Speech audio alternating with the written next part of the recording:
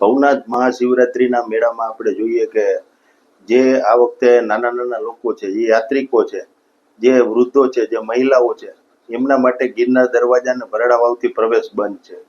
ત્યારે આપણે જોઈએ કે મોટી માત્રામાં મહાશિવરાત્રિના મેળામાં લાખો ભાવિક ભક્તો આવતા હોય છે. આ વખતે તંત્ર દ્વારા અંદર ચાલીને જવા માટેનો નિર્ણય કરેલો હતો. ત્યારે અમે જ્યારે રજૂઆત કરી, અમે આંદોલન કર્યું, ત્યારે જ કીધું હતું કે ભાઈ વીઆઈપી કલ્ચર જે ખત્મ કરો. આ તમે જે મેળો છે એમાં નાના નાના લોકો બિચારા ચાલીને જશે, યાત્રિકો ચાલીને જશે, વૃદ્ધો હેરાન થશે, પરંતુ વીઆઈપી લોકો છે એ તો એની ગાડીઓના પાસ પણ આવી જશે અને ગાડીઓ લઈને અંદર સુધી જશે.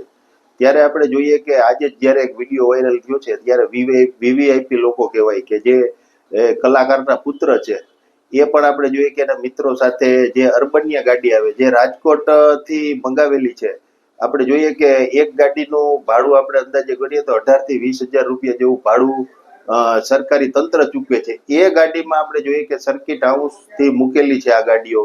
એ ગાડીઓમાં આપણે જોઈએ કે કલાકારોના પુત્ર છે એ જઈ રહ્યા છે, એ એના મિત્રો સાથે જઈ રહ્યા છે. વિડીયો પણ વાયરલ કર્યો છે. ત્યારે આપણે જોઈએ કે હવે તંત્ર અને કલેક્ટર શું પગલા લે છે, શું કહે છે. એક બાજુ હર્ષભાઈ સંઘવી એવું કહે છે જાહેર મંચ ઉપર ભવનાથથી કે વીઆઈપી કલ્ચર આ મેળામાં નહીં ચાલે, અમે ખત્મ કર્યું છે.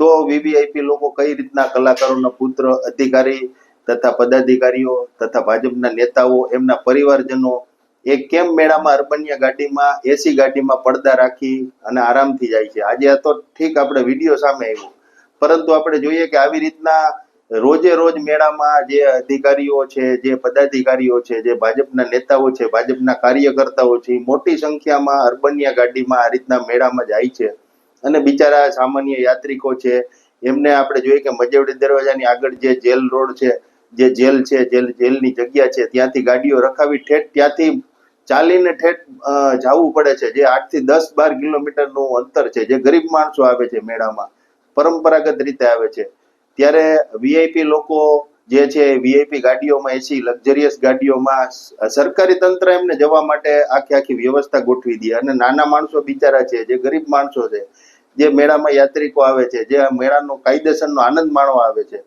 એ લોકોને ગિરનાર દરવાજા અને મજેવડી દરવાજાથી ઠેઠ ચાલીને જવું પડે. આ ખરેખર બહુ ખૂબ દુઃખદ છે. અમે અગાઉ પણ કીધું હતું કે વીઆઈપી કલ્ચર ખરેખર મેળામાં ફૂલ્યું છે.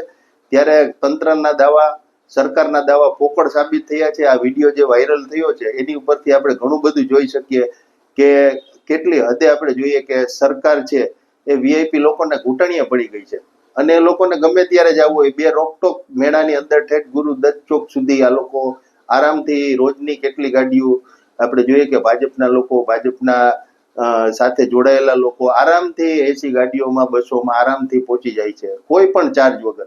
જ્યારે નાના નાના લોકો પાસે એસટી વિભાગ મોટી માત્રામાં આપણે જોઈએ કે આ વખતે ભાડા પણ વધારી દીધા છે. જ્યારે સરકારી તાઇફાઓ હોય, કાર્યક્રમો હોય, ત્યારે તમામને બસો મૂકીને ઘેરે ઘેરેથી લઈ જવામાં આવે છે.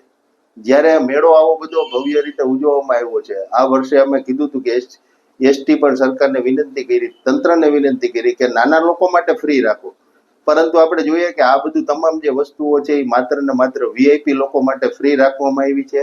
વીવીઆઈપી લોકો મેળામાં આરામથી માણી શકે અને નાના માણસો હેરાન થાય.